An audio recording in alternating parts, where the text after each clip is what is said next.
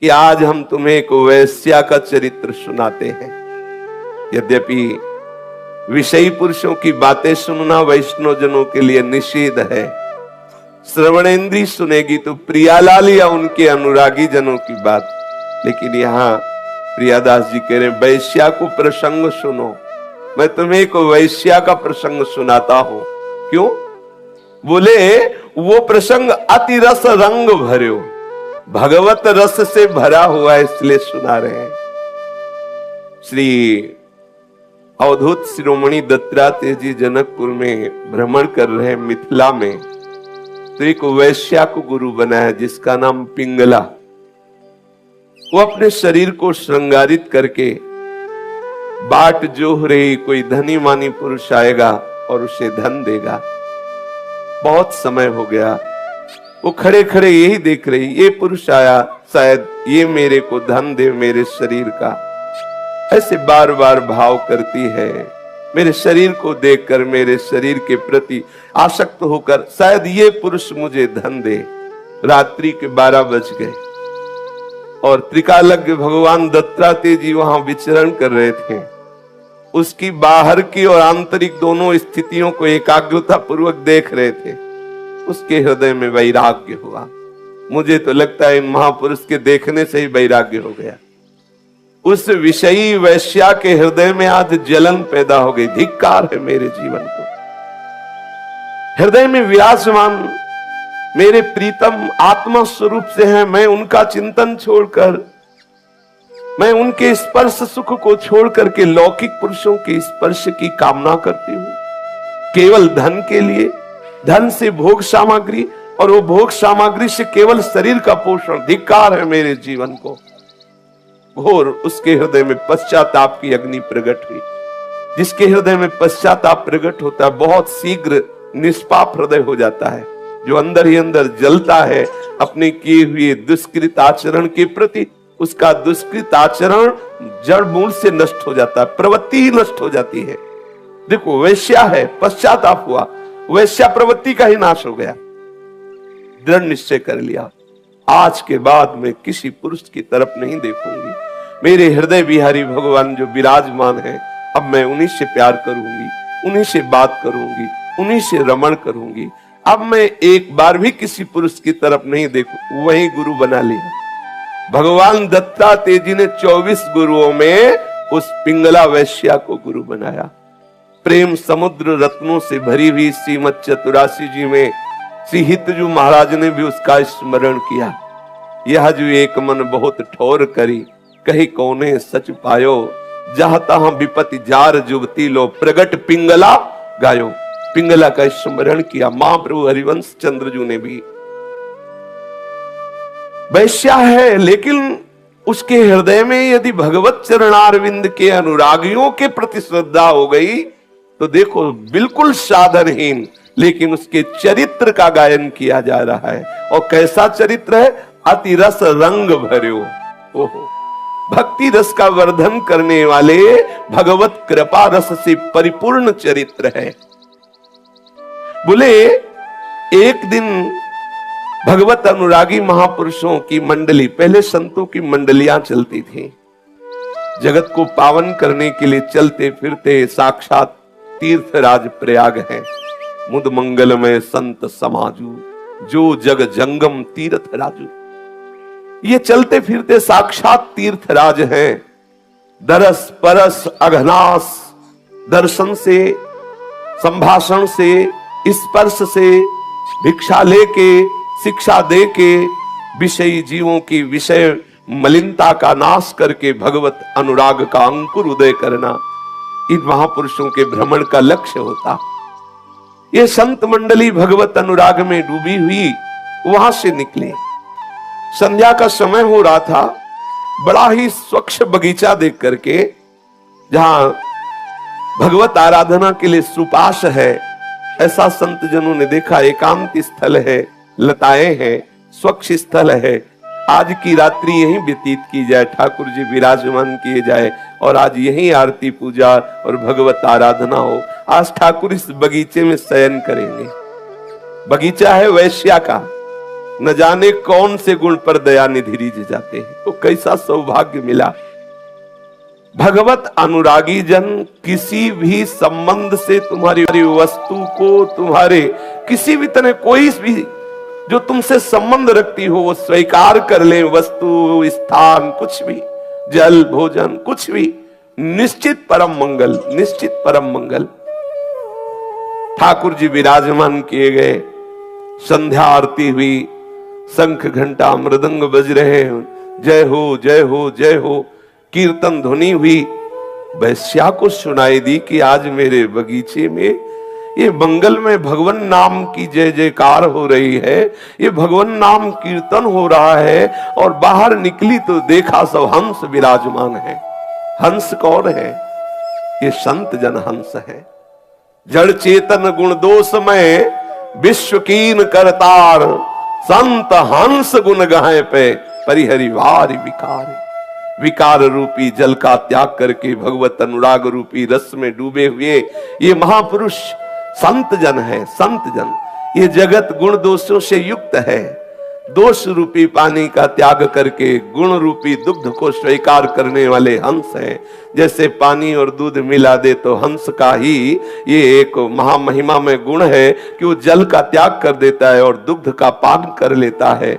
ऐसे संत रूपी हंस सब जगह भगवत भाव से अपने आराध्य देव का चिंतन करते हुए निर्विकार स्थिति को प्राप्त होते। किसी के दोष दर्शन से युक्त होकर चित्त में किसी प्रकार का भगवत विस्मरण जनित विक्षेप वो सहन नहीं करते, इसीलिए वो हंस उनको कहा गया। वैश्या ने देखा कि एक से एक भगवत प्रेमी महात्मा विराजमान है, जो भगवान नाम कीर्तन भगवत लीला गायन में मगन रहते। अहो भाग्य! दर्शन मात्र से उसको रोमांच हो गया। मेरे नीचता की हद है। ये है संत दर्शन का परिणाम। देखते ही अपने दोषों का हृदय में पश्चाताप होने लगे, जिसके दर्शन से अपना हृदय व्यर्थ लगने लगे, जिसके दर्शन से भगवत प्राप्ति के लिए उत्साह बढ़ने लगे, जिसके दर्शन से मानी हुई अहमता ममता का परिवर्तन होने लगे, समझ लो आज साधु समागम हो गया। संत की पहचान, जिसके दर्शन से भगवत स्मृति जागृत हो जाए, जिसके दर्शन से भोगों से वैराग्य होने लगे, जिसके दर्शन से हमारे हृदय में पश्चाताप की अग्नि जल जाए, जिसके दर्शन से मुमुक्षुता जागृत हो जाए, भगवत मिलन के लिए तड़पन होने लगे, हाय हाय मच जाए मेरा जीवन व्यर्थ गया, अब तो मैं सर्वस्व त्याग करके निरंतर हरि भजन करूं, ऐसी कृपा हो जाए। यह है संत दर्शन का फल। संस्कृति करांता, उसके हृदय में एक तरफ बड़ा उमगन है, एक तरफ बड़ा पश्चाताप है। जहां ये संत जन जानेंगे कि ये वैश्या है तो ऐसा न हो कि आसन उठा के चल दे। मेरे दरवाजे के बगीचे में संत जन आए हैं, कैसे स्वागत करूं? मेरे हाथ का तो जल भी नहीं पिएंगे। छल से मैं सेवा कर नहीं सकती, बताना पड़ेगा मैं वैश्या हूं। जी ही बताऊंगी वैश्या है तो वस्तु लेने की बात क्या है, सब उठ के चल देंगे। हाय दुर्भाग्य! फिर भी एक उत्साह अंदर हृदय में हुआ। संत जन आए, अब जैसा भी हो मुझे इनकी सेवा करनी चाहिए। मेरे द्वारा जल भोजन तो स्वीकार नहीं करेंगे क्योंकि मैं नीच हूं। ये रिझाने वाली बात। अपने में बहुत नीचता का अनुभव करके जो संत या भगवंत की तरफ कदम बढ़ाता है, प्रभु उसको हृदय से लगा लेते हैं। ध्यान रखना, भजन का रंग अगर हृदय में चढ़ाना है तो तृणादपि सुनीचेन तरोरु सहि सुनना, अमानिना मान देनो कीर्तनीया सदा हरि। अगर वृंदावन के प्रेम रहस्य में प्रवेश पाना है तो तज के सब अभिमान, तृणते नीचो आपको जाने सोई जान। अपने को सबसे नीच मानना है भी, हूं भी। देख लीजिए, देख लीजिए, शास्त्र रूपी दर्पण में देख लीजिए, सत्संग रूपी दर्पण में देख लीजिए आप कितने सुंदर हैं। एकांत में तो अहंकार कर सकते हैं कि हम बहुत अच्छे साधक हैं, जैसे कोई अपने रूप का गर्व करे, लेकिन दर्पण के सामने जाते ही असलियत आ जाती है। मैं कितना सुंदर हूं, हमें ही दिखाई देने लगता है। ऐसे ही सत्संग दर्पण है, शास्त्र दर्पण है। जब हम शास्त्र और सत्संग में जाते हैं, शास्त्र चिंतन, तब लगता मैं कहां हूं। जब महापुरुषों के चरित्र सुनते हैं, उनका त्याग देखते हैं, उनका अनुराग देखते हैं, उनका समर्पण देखते हैं, तो सब का सब अहम धुल जाता है। मैं कहां हूं इनके सामने। ये कैसे अनुरागी जन है, कैसे त्यागी जन है, कैसे भगवत समर्पित चित्त वाले हैं। हृदय का एक एक अहम नष्ट हो जाता है।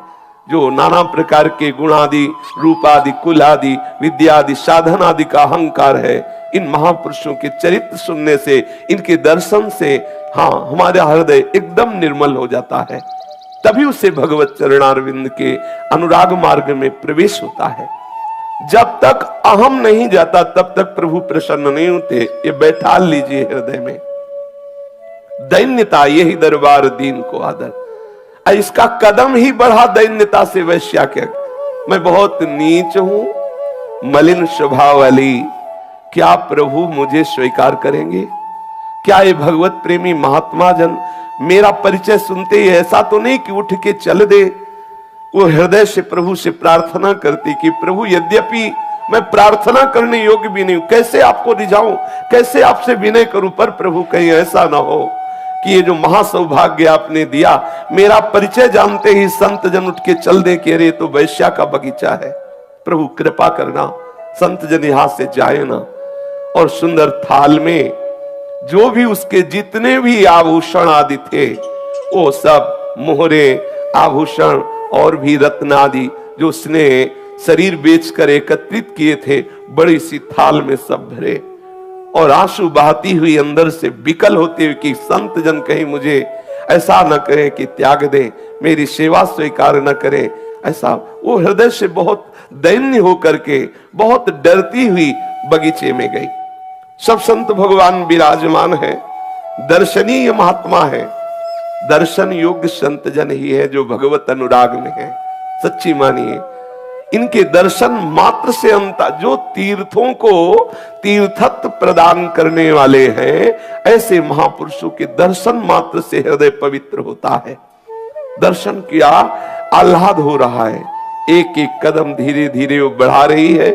दैन्यता भी है, संकोच भी है, डर भी है, उत्साह भी है। उत्साह है, अहो भाग्य, आज संत पधारे हैं, आज संतों की करुणा मिलेगी। डर है कहीं परिचय जान करके ये हमें त्याग न दे। नजदीक गई, वो थाल रखी, प्रणाम किया, आंसू बहाते हुए एक कोने में खड़ी हो गई। संत जन उसकी दैन्यता देख करके बहुत प्रसन्न हुए और कहा कि तुम कौन हो?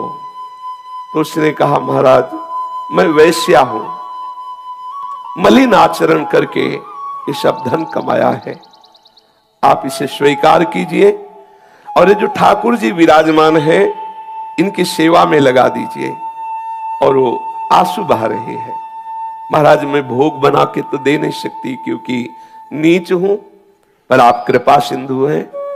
ये स्वर्ण आभूषण, ये रत्न, ये मोहरे स्वीकार करें और आप कहीं से भी भोग मंगा करके ठाकुर को भोग लगाएं, ठाकुर को आभूषण पहनाएं, ये आप अपनी सेवा में स्वीकार कर लीजिए। वैश्या का धन अत्यंत त्याज्य है, मलिन है। जो ऐसे अन्न को स्वीकार करता है उसकी बुद्धि निश्चित मलिन हो जाती है, निश्चित। इसलिए वैश्यादि का जो अन्न है वो बहुत ही निषेध माना गया है। तो किसी भी संत ने ऐसी इच्छा नहीं की कि उसका वो जो धनराशि, स्वर्ण आदि आभूषण अर्पित किए, वो स्वीकार करें। अब वैश्या के आंसू चल रहे हैं और वो भावपूर्वक हाथ जोड़े हुए कह रही है कि प्रभु, आप इसको स्वीकार कर लीजिए। ये भेंट मोहरे अगर ये आप स्वीकार कर लेंगे तो हम समझेंगे हमारा जीवन धन्य हो गया। तब महंत जी ने कहा कि ये हम लोग तो स्वीकार नहीं कर सकते, क्योंकि हम लोगों की एक पद्धति है, अर्थात वैष्णव जनों की पद्धति है। राजा का अन्न, हरि विमुख का अन्न, पाप आचरण करने वाले का, वैश्या का, श्राद्ध का, विवाह का, ये सब जो मरण उत्सव आदि है, ये सब नहीं पाना चाहिए। वैष्णव जनों को यहाँ का भोग नहीं पाना चाहिए। क्योंकि वो भजन की हानि करने वाला है। तुम ऐसा कर सकती हो कि ये समस्त संपत्ति को बेच करके ठाकुर जी का एक सुंदर मुकुट तैयार करो और श्री रंगनाथ जी को मुकुट धारण करा दो, तुम्हारा मंगल हो जाएगा। संत जनों ने ये निर्णय किया कि ये जो तुम्हारे पास धनराशि है इसे बेच दो, भगवान श्री रंगनाथ जी के मुकुट का निर्माण कराओ इस संपत्ति से, सुंदर सुंदर रत्न लगा करके, और ठाकुर जी को मुकुट पहना दो, तुम्हारा मंगल हो जाएगा। तुमने जो अपवित्र भाव से धन कमाया है, ठाकुर सेवा में लगते ही तुम्हारी बुद्धि परम पवित्र हो जाएगी और भगवान तुम्हें स्वीकार कर लेंगे। उसके हृदय में ये बात बैठ गई।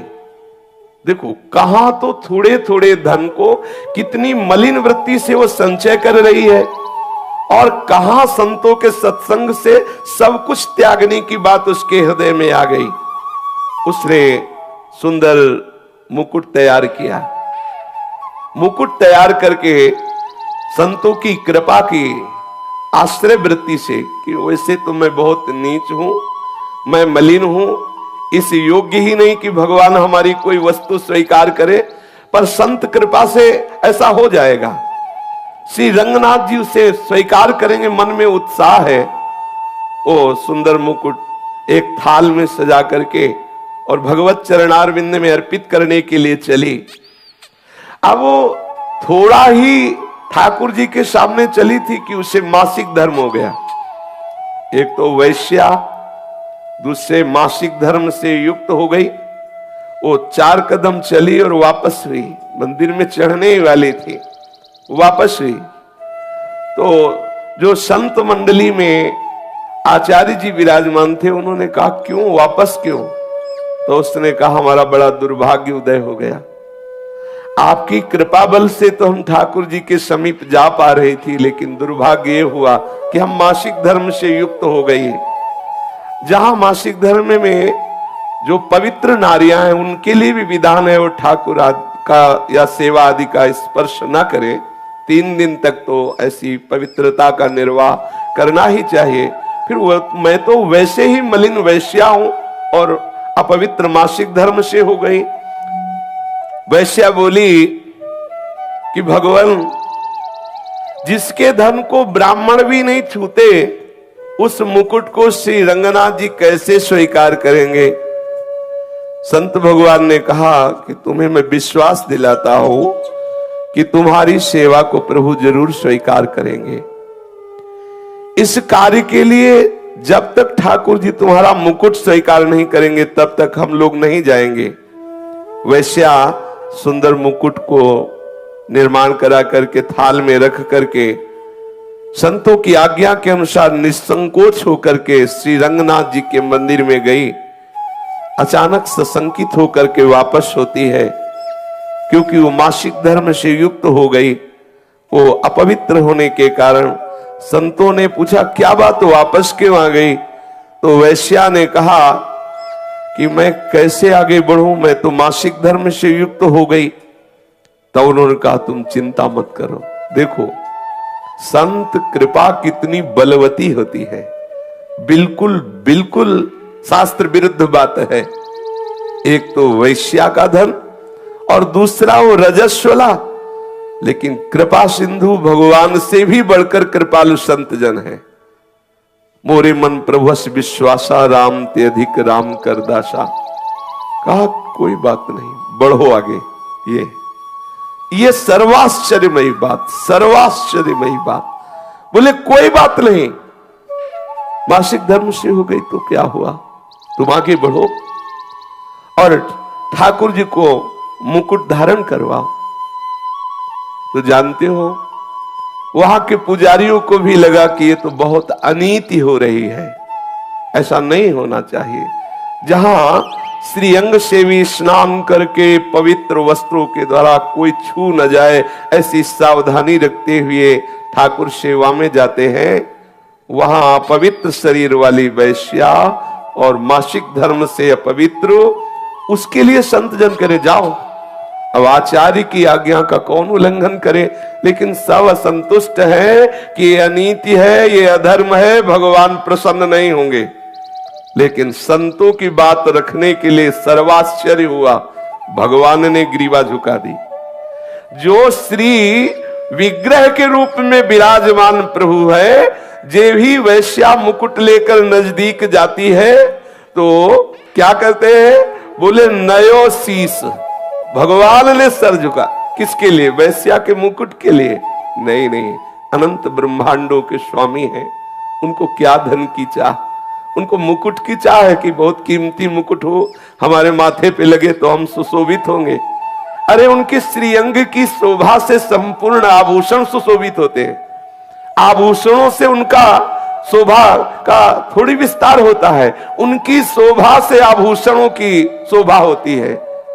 प्रभु सर झुका दिए संतों की करुणा के आगे, संतों की करुणा के आगे, कि सबके मन में है कि ये तो बिल्कुल निषेधात्मक बात है, एक तो वैश्या और दूसरे रजस्वला, ये कैसे मुकुट धारण करा सकती है। तो ठाकुर स्वीकार कर रहे हैं, इसका प्रमाण देने के लिए स्वयं ठाकुर जी ने शीश झुका दिया और सबके बीच में उस वैश्या ने श्री ठाकुर जी के माथे पर मुकुट धारण करवाया। इसीलिए देवर्षि नारद जी कह रहे हैं, भगवत भक्ति के लिए, भगवत प्रेम के लिए, भगवत अनुराग के लिए, प्रभु को रिझाने के लिए ना तो जाति की आवश्यकता है, ना तो धन की आवश्यकता है, ना यौवन की आवश्यकता है।